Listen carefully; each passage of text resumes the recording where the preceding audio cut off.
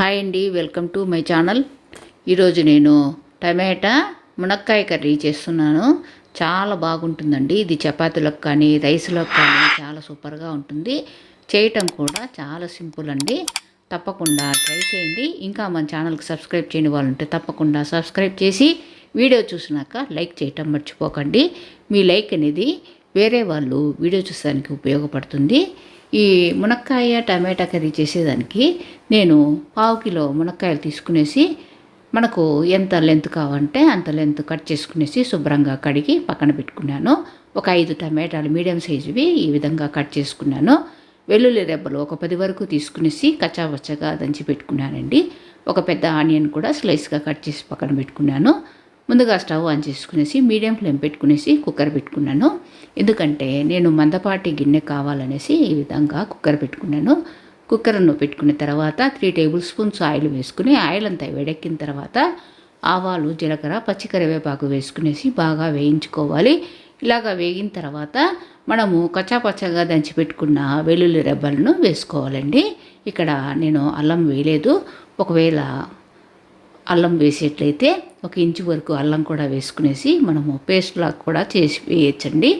ఇలాగ నేను వెల్లుల్లి రెబ్బలు బాగా వేగిన తర్వాత ఒక పెద్ద ఆనియన్ను స్లైస్గా కట్ చేసి వేశాను.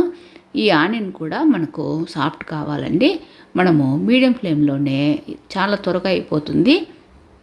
చాలా ఈజీగా కూడా చేసుకోవచ్చు, టేస్టీగా కూడా ఉంటుందండి. ఇలాగా ఆనియన్స్ అంతా వేగిన తర్వాత 5 మీడియం సైజు టమాటాలను నేను ఈ విధంగా చిన్న చిన్న పీసెస్గా కట్ చేసుకున్నాను. ఈ విధంగా టమాటా వేసుకునేసి మనము మీడియం ఫ్లేమ్లోనే బాగా వేయించుకోవాలండి. ఇలాగా మనము టమాటాలతో చేస్తే చాలా సింపుల్గా చేసుకోవచ్చు, చాలా టేస్టీగా కూడా ఉంటుంది.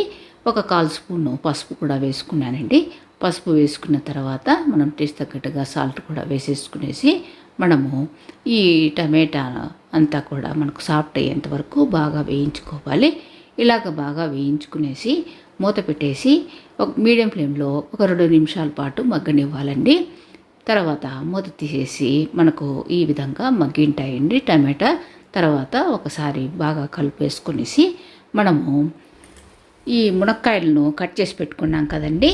మనకు ఎంత లెంత్ కావాలంటే అంత లెంత్ అనేది కట్ చేసుకునేసి శుభ్రంగా 2 సార్లు కడిగేసి మునక్కాయ పీసెస్ను మనం వేసుకోవాలి.